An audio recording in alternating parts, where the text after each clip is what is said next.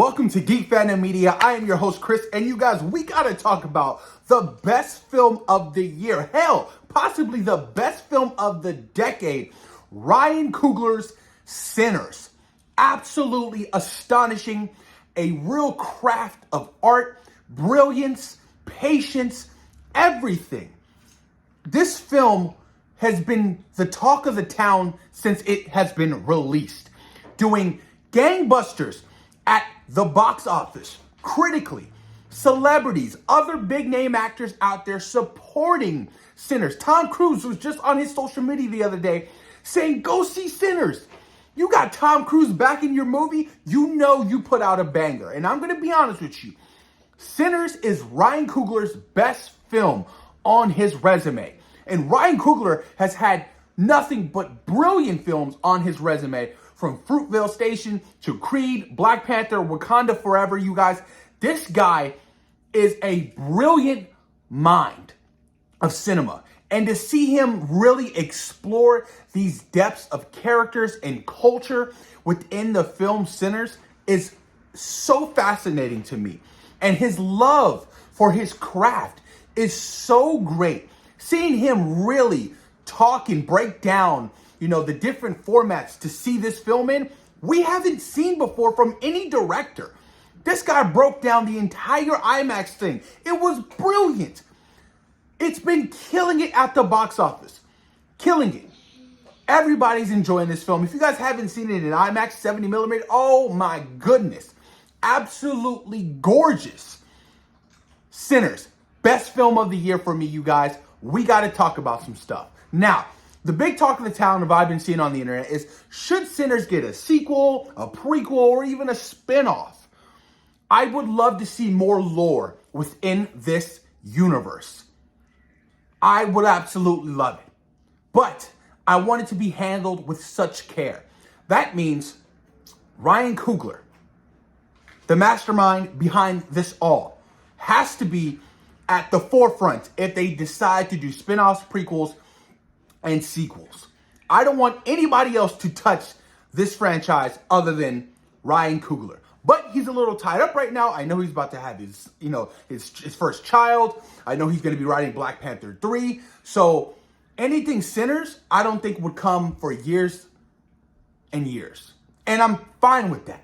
Let us marinate in this well-crafted piece of artistry.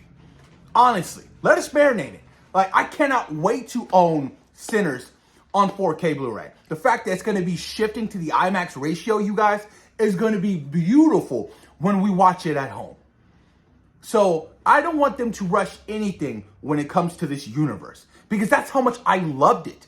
The fact that I enjoyed the first half more than the second half, the ensemble bringing these characters together was so great. From Stack and Smoke, Michael B. Jordan delivering one of the greatest performances of his career.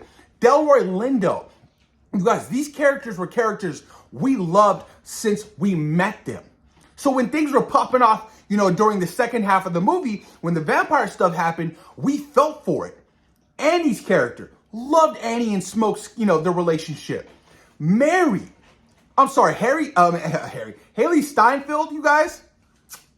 We can all agree. And Michael B's chemistry with Haley, you guys, in these interviews has been quite fascinating. I've seen a whole bunch of memes online. People saying, poor Shamik Moore. And I'm like, oh man, this must be eating him alive inside.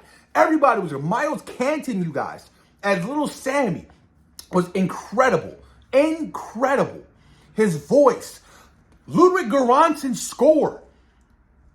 Again, a banger after banger. Ludwig Göransson and his relationship with Ryan Coogler, you guys, has been top-notch. Ryan Coogler's relationship with Michael B. Jordan has been top-notch. We're talking on a level of like Denzel and Spike Lee, Martin Scorsese and Robert De Niro. That's where I put them in their categories. It's just brilliant. Brilliant. I can't talk highly enough about Sinners, honestly. And the deal we got to talk about in the box office, you guys, having a 6% drop-off for its second weekend, you guys, is unheard of. The word of mouth has been so extremely positive for Sinners. Sinners has now grossed $161 million, you guys, worldwide. Budget was $90 million that Warner Brothers had invested into this film. Made 14, this one's crazy, made $45 million domestically its second weekend. Unreal. A 6% drop. 6%. It was projected to have a 27% drop. A 6% drop is wild. One of the smallest box office drops for a major film in modern history. Predicted to end its box office run around $300 million. Ching ching. Released in IMAX 70mm, an A on the CinemaScore radar, 4.3 on Letterboxd, 98% on Rotten Tomatoes. I mean, the list goes on. And Ryan Coogler's historic deal with Warner Brothers. Now keep this in mind. He pitched this around for different studios. They all passed because of the deal that Ryan Coogler wanted. Black ownership is extremely important, and he understands that. So let's talk about the deal. So, after 25 years, this is the big one, Ryan Coogler will have ownership of Sinners. After 25 years, it's only right because of the culture and everything that's involved in this movie. It's only right. I'm telling you, spiritually, like I said, just the history behind it will go back to a black man, which is so gratifying. And it makes me so happy for Ryan Coogler, you guys. Not only that, Coogler has retained the final cut rights, which means he would have creative control on the final cut. Warner Brothers, usually the top dogs, would have the creative right on the final cut and final edit of the movie. Not in this state. Ryan Coogler said the final say for his film. Big, big, big. Coogler will also command first dollar of gross, which means a percentage of the gross box office would be given to him without having a profit for the studio. This film has made $161 million within its second weekend. Ryan Coogler is going to get paid. This man is a brilliant individual, and I cannot wait to see what he does next, you guys. And a part of me is like, I want him to finish up Black Panther 3 and leave Marvel Studios so he can create more original IP films. Because as much as I love the Marvel shit, as much as I love the superhero stuff, at the end of the day, it's kind of putting handcuffs on this creative. Because he was caught doing Wakanda Forever for damn near 4 years. With the tragic passing of Chadwick Boseman, Tisha Wright getting hurt on set, all the factors that COVID, all of those things played a pivotal part into the 4-year process of making Wakanda Forever. So when he finally got done with that, he finally got back to, being, the creative genius of creating an original IP for Warner Brothers, of that being Sinners. That could possibly win Best Picture at the Oscars. Possibly win Best Director, Best Cinematographer, Best Score, Best Actor, Best Supporting Actors, you guys. The list goes on. And it makes me so happy, you guys. It truly does. Like, I am so happy for everybody, the cast and crew. This film has done so well. Like, I haven't seen a movie, like, it's been a while. It's been a long time. It's been a long time. And so a lot of fans are questioning what's going to happen next. I was fascinated in the film when we saw the Native Americans, right? Kind of going after Remick, the main vampire. I was like, oh, give me some more of that. They had this motherfucker running on the run, scared for his life. I was like, give me more of that. There's so much to explore, especially with the mid-post credit scene with, spoiler alert, spoilers, with Stack and Mary, surviving the onslaught at the end of that film and making a deal with his brother to not go after Sammy. So fast forward to 1992, Sammy's an old man, singing in clubs. And, Stack and Mary show up. And that whole scene was beautiful. Beautiful. And a lot of speculation right now saying that Sammy could have sold his soul to the devil because we didn't see his reflection on the mirror. I was like, interesting. You can't be a vampire because vampires don't age. I mean, look at Stack and, Mary. They still look great. Stack got the flat top going on. Loved it. But that scene was beautiful, man. And he was like, when Sammy told Stack, oh, that scene was so beautiful. That scene was so beautiful. He was like, that was the best day of my life until the sun came down. It was great because that was the first half of the movie. The first half of the movie was so great, seeing the ensemble come together.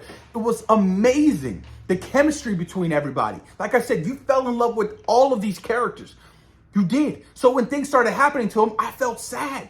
I was like, no, Cornbread. Oh, we got to talk about Cornbread. You going to let me in? Well, can I at least get paid? It was so funny, dude. Cornbread was hilarious. Oh, I love Cornbread. So many memes about this movie. So many memes. But I honestly want to know you guys' thoughts and opinions on Sinners. And, where do you think they should take this franchise? Or do you think this should become a franchise with Ryan Coogler leading the way after he's done post Black Panther? Because like I said, I want Ryan Coogler to be done with Marvel Studios after Black Panther 3. Because this is his best work yet. And it wasn't a damn superhero film. It was an original film, inspired by From Dusk Till Dawn, The Faculty. I love the Faculty reference with the garlic scene. It was brilliant. If you guys have seen The Faculty, you remember them up in the garage, doing the scat or whatever. It was so brilliant. Ryan Coogler is a genius, you guys. He's a genius. He's a genius, and I adore him so much. I've seen every single interview between him, going on podcasts. I can listen to this man speak all day. He is such an inspiration. He really is. A big inspiration of mine, you guys.